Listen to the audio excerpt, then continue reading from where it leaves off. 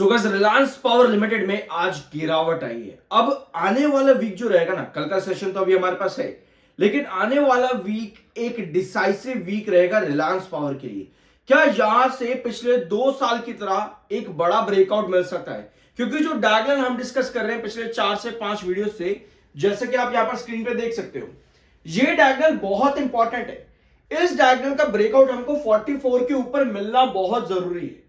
तो आने वाला वीक काफी ज्यादा इंपॉर्टेंट है रिलायंस पावर के लिए, क्योंकि अगर 44 के ऊपर का ब्रेकआउट हमें मिलता है तभी हम यहां पर फर्दर बड़े ब्रेकआउट एंटिसिपेट कर सकते हैं। लेकिन आज और कल के दिन की कैंडल सेल ऑफ की इंडिकेट कर रही है।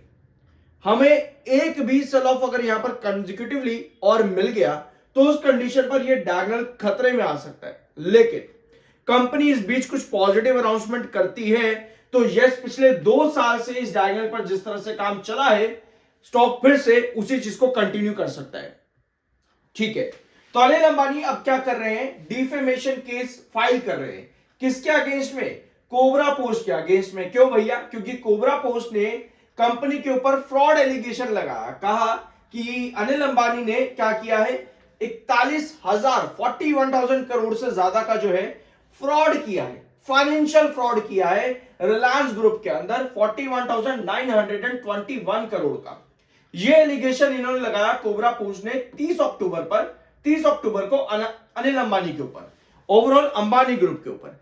अब ऐसे में अनिल अंबानी क्या कर रहे हैं? इनके ऊपर डिफेमेशन केस लगा रहे हैं। अब ठीक है भैया, डिफेमेशन केस लगा रहे हैं, अच्छी बात है, लेकिन आपको पुराने केसेस याद होने चाहिए। अभी लगभग 1-2 महीनों के अंदर कई सारे बैंक्स पर वापस से इन्होंने पलटवार करने की कोशिश करी अनिल अंबानी में, लेकिन कुछ नहीं मिला, कुछ हाथ नहीं लगा। समझ रहे हो? कितने बैंकों ने इनको फ्रॉड बोला, लेकिन ये वापस उनके पास गए कि भैया ऐसे कैसे बोल दिया, हम तुम्हारे खिलाफ केस कर देंगे। इन्होंने किया भी, बट इनको अभी तक कुछ मिला नहीं है। सो अगर ये केस भी इनके अगेंस्ट ही चले जाता है तो ये हो जाती है एक नेगेटिव न्यूज। अब देखते हैं यहां क्या होता है। अभी तक तो उल्टा ही पड़ा है, इस बार अगर उल्टा पड़ता तो दिक्कत बढ़ जाएगी।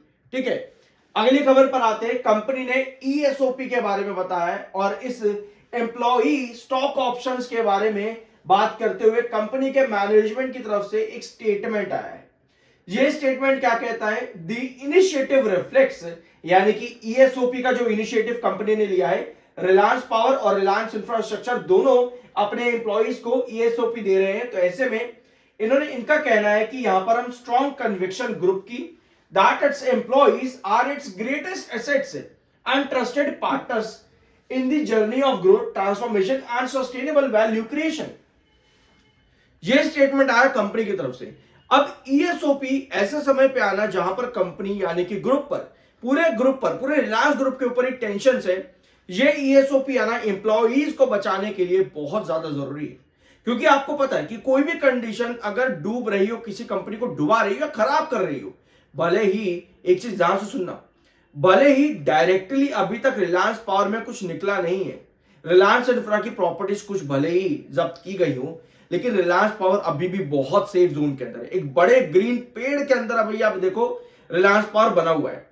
तो ऐसे में एम्प्लॉइज को कहीं ये महसूस ना हो कि भैया कहीं इस कंपनी के साथ आगे जाकर के कुछ गलत ना हो जाए, तो अपने एम्प्लॉइज को अट्रैक्ट रखने के लिए ये ईएसओपी मुझे लग रहा है लाया जा रहा है। ठीक है, क्योंकि अब ऐसी कंपनी में कोई काम क्यों करेगा जो भी भैया बार बार फ्रॉड के अंदर आ रही है? वो कहेगा भाई कल को ये कंपनी खत्म होगी तो भैया मैं क्या करूंगा? समझ रहे हो?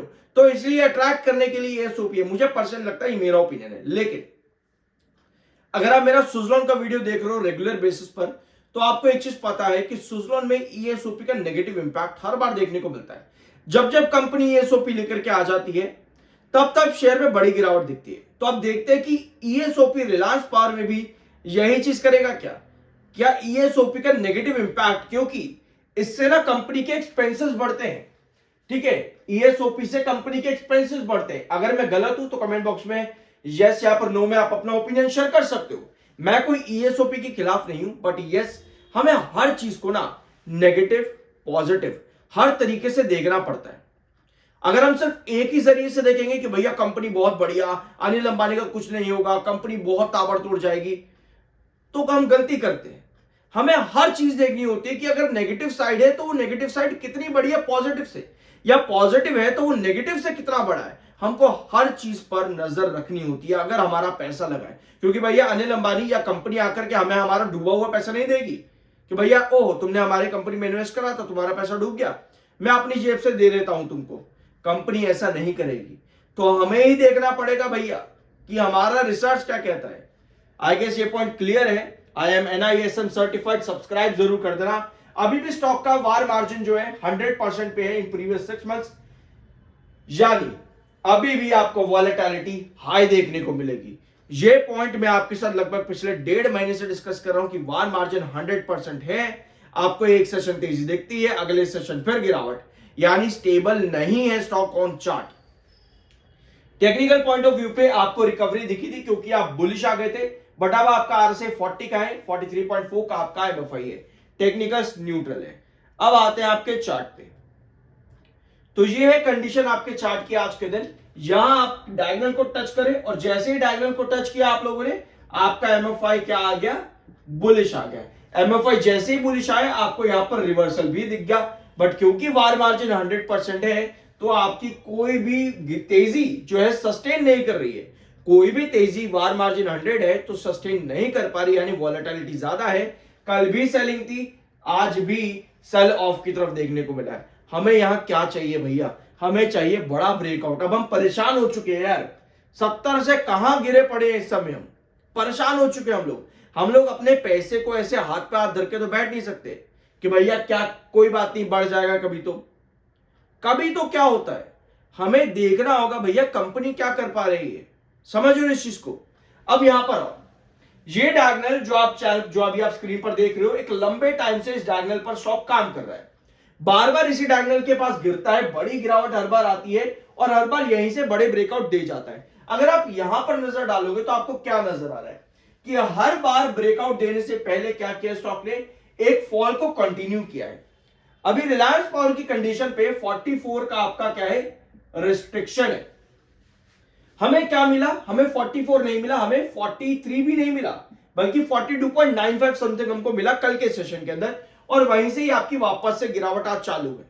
हमें चाहिए कि अगर ये स्टॉक वापस से गिरता भी है ना तो एटलीस्ट इस डायगोनल के नीचे फॉल ना दे, क्योंकि अगर कोई भी कैंडल इस डायगोनल के नीचे कंसेक्यूटिवली क्रिएट हो जाती है तो उस कंडीशन पर आपका नेक्स्ट बेस जो बैठा हुआ है वो 36 पर बैठा हुआ है।